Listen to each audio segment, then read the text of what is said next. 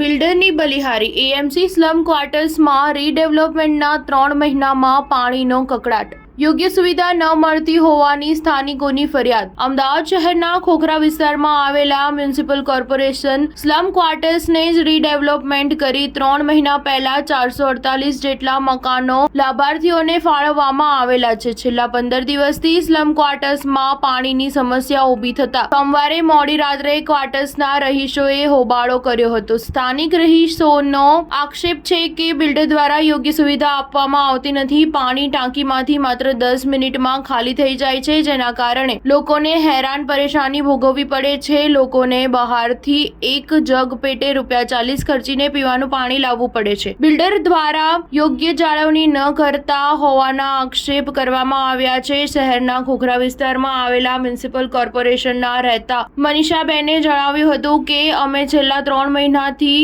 એ રહેવા આવ્યા છીએ.